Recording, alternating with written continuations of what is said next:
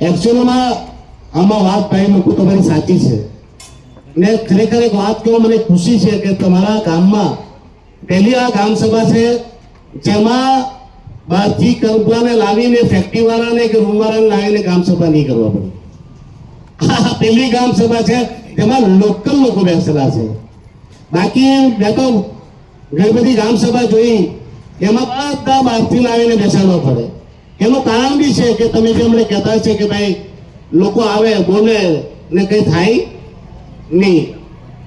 વાત બી સાચી છે. તમને કહો કે આપણે હમણાં ભરતને દોષ આપીએ કે આપણે બેન જાગૃતિબેનને દોષ આપીએ, પણ દોષ આપવા જેવું છે નહીં. કેમ કે એમની પાસે કોઈ પાવર છે નહીં.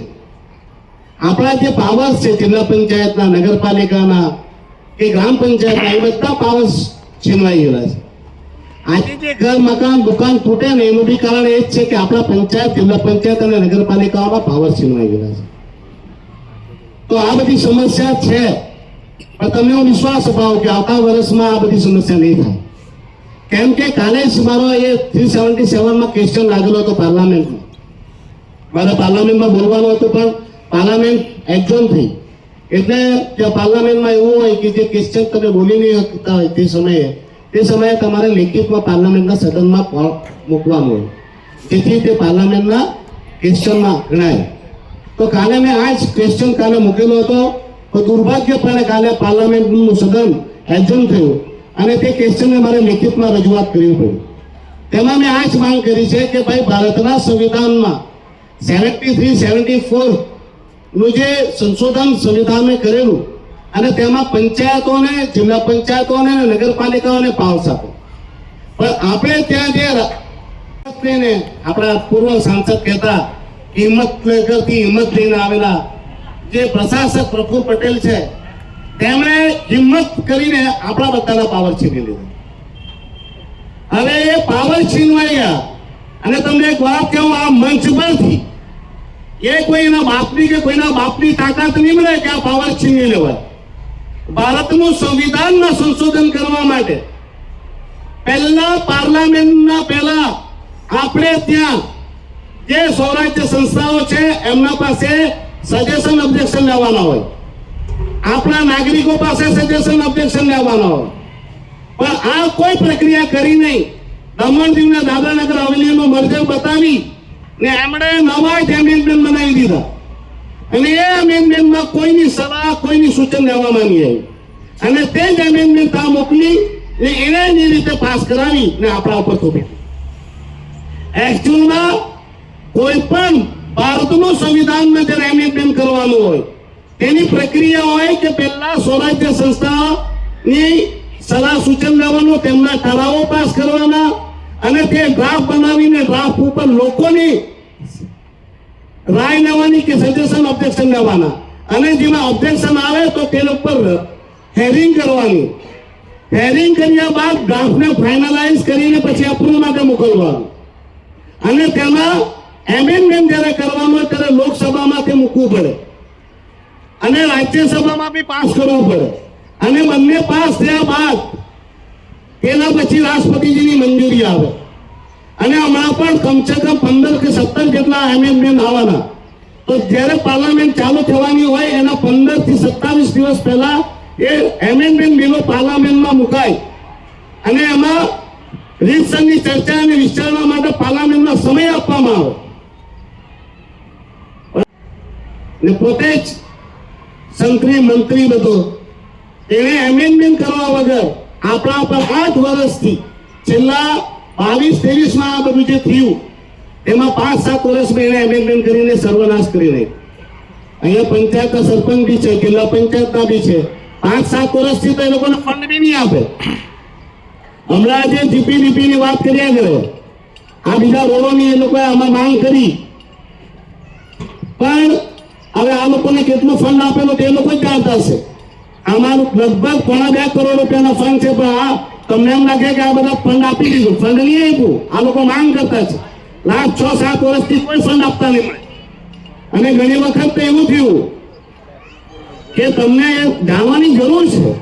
ઘણી વખત એવું થયું પંચાયતમાં ફંડ આવ્યું અને સરપંચો પર લખાઈ લીધું કે આ ફંડની અમને જરૂર નહીં મળે ને એ લોકો પાછું લઈ લીધું. ઘણા સરપંચે સાઈન નહીં કરી તો સેક્રેટરી પાસે લખાઈ લીધું. આપણા પૈસા, આપણા વિકાસના પૈસા પ્રશાસક જેવી તિજોરીમાં પોતાના ફાયદા માટે વપરાય. કદાચ નો ખોટો હોય તો ભરત બતાવશે. તો આ જે બધી ઘટનાઓ ઘટાઈ રહી છે એનું કારણ, મુખ્ય કારણ એ છે કે આપણા પંચાયતી સંશોધનમાં તે ભૂલ કરાવેલ. તો આજે હું ઘણા બધા સંશોધનો કરાવવાનો જ છું. હું હમણાં જ પૂછતો હતો કે ભાઈ કચ્છી ગામમાં તો 15 વર્ષ સુધી સાંસદ રહ્યા, પણ મેં કચ્છી ગામની જેટલી ખરાબ સ્થિતિ જોઈ એવી સ્થિતિ 24 ગામમાં કશે નહીં મળે. એટલા ખરાબ રોડ કે આ કનોજની જર્ની આ બાજુમાં તો એવા રોડ થઈ ગયેલા કે એ રોડ પર તો મને લાગે કદાચ હું નાનો હતો ત્યાં સમયે રોડ બનેલા હશે. આજે પાણીની રીતે એટલી બધી સમસ્યા આપણે પાર્લામેન્ટમાં બોલીએ કે ભાઈ પાણી તો કોઈ પ્રોબ્લેમ નહીં. જોકે ભરતે મને કીધેલું કે ઉમેશભાઈ અમે તો લખીને નહીં આપે, પણ હવે આપણા જ માણસો લખીને આપે તો આપણે પાર્લામેન્ટમાં શું બોલીએ? હમણાં ઘણી બધી વાતો કરી. કલ્પેશભાઈ, મેં પહેલો જ મુદ્દો આ સ્મશાન ભૂમિમાં લખેલો આ તારા બોલવા પહેલા જ. કેમ કે મને દુઃખ થાય કે આજે 15 વર્ષ થઈ ગયા સાંસદજી રહ્યા ને એક સ્મશાન ભૂમિ નહીં બને. मैं मानू कि भाई एम के બધા એમ કે પ્રશાસક જી ક્યાં કરે કે સ્મશાન ભૂમિ બનાવે. ભાઈ સ્મશાન ભૂમિની તો બધાની અલગ અલગ માન્યતા છે. આપણા વાળાથી પાછા ત્યાં માયાસી ફરિયાઓ બનાવેલું તે લોકોનો અલગ હશે. તે લોકો પાછા અહીં નહીં આવે, પેલા લોકો ત્યાં નહીં જાય. કદાચ આપણા આદિવાસીનો પાછું અલગ હશે. અરે અહીંયા તો વિહામોની બદલે આપણા વાળાની માન્યતા તો એટલી ખતરનાક કે વિહામો આપણા વાળા જલ્દી જલ્દી નહીં બદલે. તો આ કઈક આપણે આ સ્મશાન ભૂમિ બદલવાની છે. એટલે સ્મશાન ભૂમિ તો બનાવવાની. જો ગામમાં કોઈ ડિસ્પ્યુટ હોય તો તે લોકોને બી સમજાવવાનું કે આનાથી મોટું ધર્મનું કામ કોઈ નહીં મળે. સ્મશાન ભૂમિથી મોટું પવિત્ર વસ્તુ કયું છે? અને આટલા વર્ષથી ત્યાં આપણે સ્મશાનમાં લોકોનો અંતિમ ત્યાં જ આપતા છે, અંતિમ ક્રિયા ત્યાં જ થતી છે. તો આ પવિત્ર કામમાં જે બી જમીન હોય તેને સમજાવવાનું કે ભાઈ જમીનમાં આટલી નહીં કરો. બાકી જમીન તો એ જોઈ જતી છે. લોકો જમીન કરતા હોતા બધી જમીન એ જ લઈ ગઈ. સમજી ગયા? એટલે બધાને એ જ કહેવાનું કે ભાઈ સ્મશાન ભૂમિનું પ્રથમ કામ છે એને કરવાનું. બીજું ભાઈ પેલો કોઈ કહેતો હતો કે ગાર્ડન ભરતભાઈ બી કહેતો હતો કે આપણે માંગ કરેલી, તો આ ગાર્ડનને પ્રાઇવેટ બનાવવાની માંગ તો આપણે નહીં કરેલી હોય. ગાર્ડન બની જાય ને પછી પ્રાઇવેટ વાળા આવી જાય તો ન કરવો. હમણાં મને જે દેખાયા કરતું છે તે પ્રાઇવેટ વાળું દેખાયા કરતું છે. ને આજે દમણ દીવમાં એક પ્રાઇવેટથી ચલણ ચાલુ થઈ ગઈ છે. વાપરવાના ને પછી પ્રાઇવેટ વાળા આવીને અહીંયા ધંધો કરવાનો. દમણ દીવની જે અલગ છે તે તમે એક બે વાત કહી જાઓ. જ્યાં ગાર્ડનના તમે વાત કરી એટલે કે ખરેખર ધ્યાન રાખજો. આપણા સર્કિટ હાઉસ દમણમાં એક બનાવેલું બહુ મોટું સર્કિટ હાઉસ, દીવમાં બી બહુ સરસ સર્કિટ હાઉસ બનાવ્યું. દમણ દીવને દાદરાનગર હવેલીનું ભવન છે દિલ્હીમાં, તેમાં કરોડો રૂપિયા ખર્ચાયા અને પછી કોને આપી દીધા? હોટલ વાળાને. હમણાં દિલ્હીમાં જે ભવન છે ને દિનેશભાઈ, એ ભવનમાં એક રૂમ 16,000 રૂપિયાની છે. આના દિવસમાં 9,000 રૂપિયા. હવે દમણ દીવ વાળા ત્યાં દિલ્હી જવાનું હોય તો 9,000 રૂપિયા ભરવાના. કોનું ભવન? આપણું. કરોડો રૂપિયા ખર્ચાયા આપણા. ને હવે આપણે શું કરવાનું?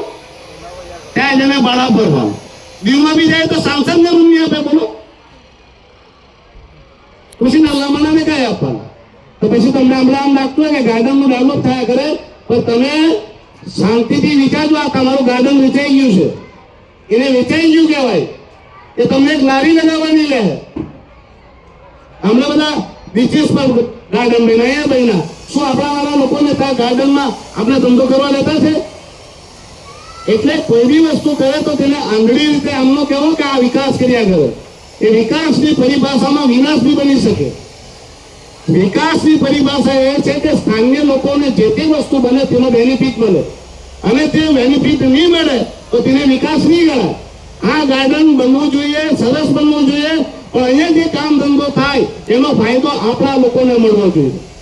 અહીંયા જે રૂમો છે તેમાં ઓછામાં ઓછી જો પ્રાઇવેટ આપે તો 50% તમારી પંચાયતની અંદર રાખો, તો તેનો વિકાસનો ફાયદો થયો.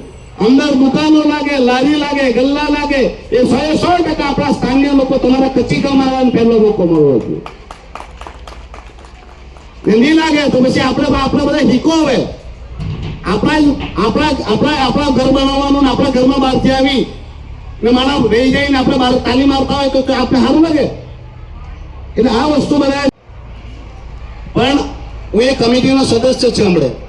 હમણાં 5 થી 7 કમિટીમાં, મંત્રાલયની કમિટીમાં આ ફિશિંગ કમિટી છે, એગ્રીકલ્ચર છે, ફૂડ એન્ડ પ્રોસેસિંગ છે, કોર્પોરેશન છે, એનિમલ એન્ડ હસબેન્ડરી છે.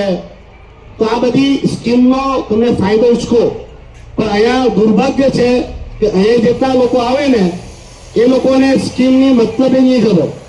ફિશિંગની ને એની એટલી બધી સ્કીમો છે, એટલી બધી યોજનાઓ છે. આ માર્કેટ બનાવવા માટેના બી ત્યાં કેન્દ્રમાં પૈસા છે. પણ અહીંયા તો આપણા જ અધિકારીઓને કહું, આપણા લોકોને જ નહીં ખબર કે કઈ મંત્રાલયની કેટલી સ્કીમ છે. આપણા દમણ દીવમાં એટલી બધી સ્કીમો છે કે આપણે નોકરી કરવાની જરૂર નહીં પડે કે સ્કીમ ખાલી બધાને ફાયદો અપાયો હતો. પણ અહીંયા જે મિટિંગ થયા કરે, આજે બધી ગ્રામ સભા થયા કરે, એ તો ખાલી ને ખાલી ખાના પૂર્તિ માટે થયા કરે. આ ફોટા પાડવાનો ને ત્યાં મંત્રાલયમાં મોકલી આપવાનું કે અમે ગ્રામ સભા કરી નાખી. બાકી અહીંયા કલેક્ટર થી લઈને સીઓ થી લઈને દરેક ડિપાર્ટમેન્ટના અધિકારી બેસવા જોઈએ. પણ બિચારાને તાપ લાગે. આગળ અહીંયા બીજો મામલેદાર, સોરી બીજો તો બેલો છે, આ મામલેદાર જો અહીંયા આવી લાગે, હવે મામલેદાર મામે નહીં આવે. પણ મામલેદાર તો વજન નો બિચારા તો કેમ કે આ લોકોના ઘર, મકાન, દુકાન કેમ તોડાવવાનું એ બધા કાયદા તે બનાવે ને. આ કચરાનો ઉચકવાનો, બધી એજન્સીઓ રોકવાનો એ કામ બધું મામલતદારનું. પંચાયતને મજબૂતી થવા લેવાની, જિલ્લા પંચાયતને મજબૂતી થવા લેવાની, નગરપાલિકાના પાવર છીનવી લેવાના, એ બિચારા મામલતદારના પ્રવચન. એને હવારથી હાલ લગા ઓફિસમાં રહીને જ કામ કર્યા. બીજું કલેક્ટર સાહેબને એને બિચારા એને આ સીલિંગ એક્ટ, આ એક્ટ, પેલી જમીન એના ઉપર કેમ કરીને આપણે એને કેટલા પૈસાનો ભાવ રાખવાનો, સેલ્ફ પોલ્યુશનનો કેટલો ભાવ રાખવાનો, આ બધો ભાવ રાખવા પડે ને.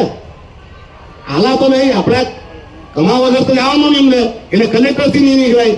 એ સીઓ પાછો આ પ્રશાસકજીનો એડવાઇઝર, એટલે એના પાસે પાછો ટાઈમ નહીં એમને. આ ડેપ્યુટી કલેક્ટર આ કે બધા કોઈ ધાબા બંધ કરાવવાના, કોઈના લારી બંધ કરાવવાના, કોઈના ગલ્લા બંધ કરાવવાના, આ કામના બિચારા બીજી. એટલે એમને એ અવાય નહીં. પણ હવે ભાઈ હું તમને પાછું કહી દઉં કે આ પહેલી ગ્રામ સભા છે મારી. આવતા વર્ષની ગ્રામ સભા થાય ત્યારે બધા વાંકા વરીને અહીંયાથી જ આવીને ગોઠવાઈ જાય. મેં કામ ચાલુ બી કરી નાખેલું છે, બધું લખવાનું, કાકા લખવાનું. ના બીડીઓ સાહેબની સામે કહી જાઓ, સાહેબ તમે બી કહી દેજો કે સાંસદજી બૂમ મારીને કહી ગયો છે કે દીકરા જુદી જતી જાજો, મેં તો તમારા દાડા કેવા આવ્યા કે તમે નક્કી નહીં કરેલું. હવે બીજી વાત પેલા ભાઈ સેફ્ટી વેલની કરી કાચલમાં, ભાઈ ચડાવેલો કાચલનો સેફ્ટી ને આપણા એમપી ફંડમાંથી. આને ભાઈ આનો હાથે કોર્ડિનેટ કર ને આપણા એમપી ફંડમાંથી તે લેટર બનાવી દો. ને કાચલનો એમના સાંસદે કહ્યું કે એમના ગામને પણ આપણે કરીને આપવાનું છે અમને. ને કચ્છી ગામના લોકો જરા વિચારતા નહીં કે તમારો સાંસદ નહીં. ના, તમારો જ ભાઈ છે, તમારો જ દીકરો છે, તમે જે માંગવાના ત્યાં સાંસદથી માંગી લેજો. 15 વર્ષમાં થયું કે નહીં થયું તો હું 15 મહિનામાં તમને કરીને આપા. બીજું કે 4-5 ઠરાવ લેવાના છે કે તમે ઠરાવ લઈ લો. ભાઈ સેક્રેટરી ઠરાવ લો. સંશોધનોમાં ભારત સરકારે જે પંચાયતી રાજને જે પાવરો આપેલા છે, જે હાલમાં છીનવાયેલા છે, તે પાવરો પાછા રિસ્ટોર કરવામાં આવે.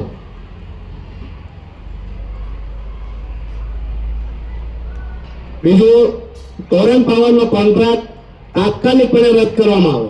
જ્યારથી ટોરેન્ટ પાવર આવ્યો ત્યારથી લાઇટના બિલ ખૂબ જ વધી ગયા. એમની લાઇટની બિલ સાથે સાથે સુવિધા બી એકદમ ખરાબ થઈ ગઈ, હાલત ખરાબ કરી નાખી. તો આ ટોરેન્ટ પાવરનો કોન્ટ્રાક્ટ તાત્કાલિક કેન્સલ. ત્રીજી વાત, કચરા પાઇપલાઇન, મસ્ત વાત કરી કચરાવાળી. આ ભારતમાં પહેલું રાજ્ય આપણું છે કેન્દ્ર શાસિત. આ પંચાયતનો કચરો ઉચકવા બાજુ મારા બીજી એજન્સી આવે. ને મજાની વાત કે ટ્રેક્ટર આપણા, સાધન આપણા, બરાબર, માણા આપણા ને કચરાના પૈસા આપણા પાસેથી ના આપો એજન્સી. આમાં તો આપણો બીડીઓ આપણો મામલેદાર ને આપણા સીઓની ભૂમિકાની જાંચ કરવા જોઈએ, એમની તપાસ કરવા જોઈએ ને એમને પણ તો તાત્કાલિક પણ એક્શન લેવા જોઈએ કે આ કેવી રીતે કરે. મારા ટ્રેક્ટરથી લઈને સામગ્રી આપણી પાછું પૈસા લેવાના બી આપણે જ આપવાના. એ પંચાયતમાં 2 ચેક આપવાનો, એક ચેક આપવાનો પંચાયતનો ને બીજો ચેક આપવાનો કચરાનો. બીડીઓ સાહેબ અમે કરવું નહીં, એ એજન્સીને તાત્કાલિકપણે કહેવાનું કે એક ઘરથી બી કચરો બાકી નહીં રહેવા જોઈએ. એજન્સી વાળો છે કોને માર ફોન 3 દિવસથી પેલાના ઘરનો કચરો એના પર તો એક લેખો લખીને આપતા 3 દિવસ કચરો નહીં ઉછળ્યો, તેમાં મારી ઘરે ઘણી બધી બીમારી થવાની શક્યતા રહી, અમારો જીવનો તોલા તો ખતરો રહ્યો. 25,000 રૂપિયાનું 1 લાખ રૂપિયાનું લખ વળતર આપણી ઘરે કચરો પડે, એક ખાલી વેપર પડે તો આપણા પર 10,000 આવીને પાણી નીકળે તો 10,000 જવાબદારી કોની? એજન્સીની નહીં મળે. અગર 3 દિવસથી નહીં આવ્યો લખો સેક્રેટરી સાહેબ નોટિસ મોકલતી ને તેના પર પૈસાનો વસૂલવાનો ને પૈસા લેવાનો ને સફાઈ આપણે કરાવવાની. હવે એની ઘરની આજુબાજુના ગંધ હોય, ઘરમાંથી તો ખોડો કચરો સાથે અમે તો મચ્છી મટન બધું ખાય તેનો વેસ્ટ પડેલો હોય, એમાં ભયંકર બીમારી ફાટી નીકળે તો તેમને બી લેબર આપો. અને સાથે સાથે ઠરાવ કરો કે કચરાની એજન્સીનો જે બી કોન્ટ્રાક્ટ છે એ તાત્કાલિક ધોરણે રાખતો, એ તો પંચાયત કરી શકે. નેતા લખીને આપી દો કે પંચાયતમાં કે અમે પંચાયતનું કામ અને પોતે કરી લેશું. અરે સાફ સફાઈ આપણે નહીં કરવાનો, કોણ કરવાના? મને વાત નહીં કે કચરો ઉચકવાના આપણા પૈસા લે ને કચરો વેચવાના બી પૈસા લે. આ તો મોટામાં મોટા આ સીઓને અને મામલતદારની તો ભૂમિકા જાત કરવા જ જોઈએ. એ મોટામાં મોટા કચરાના માફિયા બની રહ્યા છે. એની ઇન્કવાયરી હું માંગતો જ છે, જોવાનું જ છે, એનું કાંઈ કરવાનું છે. બીજું ડીએનએ છે ને દમણ દીવને મર્જ કર્યું. હવે કહેવાયેલું કે એસેમ્બલી આપવાના, તો ભાઈ આ ઠરાવ નથી. દમણ દાદરાનગર હવેલી અને દમણ દીવને પણ એસેમ્બલી આપવામાં આવે. અને જો એસેમ્બલી નહીં અપાતી હોય તો દમણ દીવને દાદરાનગર હવેલીથી છૂટું પાડવામાં આવે. એ પહેલા જે યુટીના અલગ સ્ટેટસ હતા તે મેન્ટેન કરવામાં આવે. 19મી ડિસેમ્બર જે આપણો મુક્તિ દિવસ છે એની ઉજવણીની રજા, જાહેર રજા હતી. તે રજા જાહેર 19મી ડિસેમ્બરની મુક્તિ દિવસની રજા આપવામાં આવે અને મુક્તિ દિવસ જેમ પહેલાની જેમ ઉજવાતો હતો, જે આપણો સંવિધાનિક અધિકાર છે, તો 19મી ડિસેમ્બરનો મુક્તિ દિવસનો પર્વ ધામધૂમથી સ્વતંત્ર સેનાનીઓના માન સન્માનથી, શહીદોના માન સન્માનથી અને પ્રજાતંત્રના વિશ્વાસ માટે 19મી ડિસેમ્બરની ઉજવણી ફરી ચાલુ કરી. બાકી આ નહેરનું પાણીની વાત તો કરી, નહેરનું પાણી આપણા ખેડૂતોને મળવા જોઈએ ને આમાં ઠરાવમાં લખો કે જે ખેમાણી પાણી લેવા કરતો છે ને નહેરનું, એ તાત્કાલિક બંધ કરો. એ ખેમાણીની ફેક્ટરી ચલાવવા માટે નહેરનું પાણી નહીં ચાલુ કરેલું. એક ખેડૂતો અહીંયા ફરિયાદ કર્યા કરે કે અમને પાણી નહીં મળે, એ લોકોને પીવાનું પાણી નહીં મળે. એ ખેમાણીના દારૂ બનાવવા માટે ફેક્ટરી ચલાવવા માટે પાણી નહીં આપવું નહેરનું. તે બી ઠરાવ લાવો કે ત્યાંથી નહેરનું પાણી જે ખેમાણીને ડિસ્ટિલરીમાં જતું છે તે બંધ કરીને ફાર્મરોને આપવામાં આવે. બીજું જાતા આટલું કહી જાઓ કે જે બી અધિકારી છે, જે બી યોજનાઓ તમારા પાસે છે એ બધી યોજનાઓની જાણકારી આ ગ્રામજનોને મળે એવું કરજો. અને જાણકારી આપ્યા બાદ એ લોકોને સમજાવજો કે કેવી રીતે આ યોજનાઓનો લાભ લેવાનો. અર્જુનભાઈ અમે તો કહી જાય કે આ છે તે છે, પછી તારા એમ કે 4 વર્ષથી એગ્રીકલ્ચરમાં ટ્રેક્ટર ને આ ને તેની ફાઇલ ફર્યા કરતી છે, એ ફાઇલ ફરતા પાછી કાંઈ થતી છે, ખોવાઈ જતી છે. હવે તો કોઈ દીકરા ફાઇલ ખોઈ નાખી ને જેને ફાઇલ ખોઈ નાખી તો બીજું કાંઈ કરા નહીં, આંગળા બધા આમ તેમ કરી નાખાવ. એટલે હવે બધી યોજનાઓ તમે હરકી રીતે સમજાવો, ઇમ્પ્લિમેન્ટેશન થાય તે જોજો. વીડિયો સાહેબને ખાસ કહેવાનો કે તમે આ ફોટોગ્રાફીનું કામ નહીં કરતા, જે બી કામ કરો તો ઓથેન્ટિક કરો અને લોકોને જે એનો હક છે અને અધિકાર છે તે મુજબની સુવિધા અપાવો. બસ એ જ કહેવાનું. સાથે સાથે લાસ્ટમાં તમને કહી જાઉં આ કચરાવાળું જે છે તેને તો તાત્કાલિક પણ એક્શન લેજો અને જે ઘરે બાકી છે તેમનું કામ પૂર્ણ કરાવજો. અને હવે કયો કોન્ટ્રાક્ટ પાછો કેવી રીતે રદ કરવાનું તે બી તમે આ લોકોને સમજાવી લીધા. બસ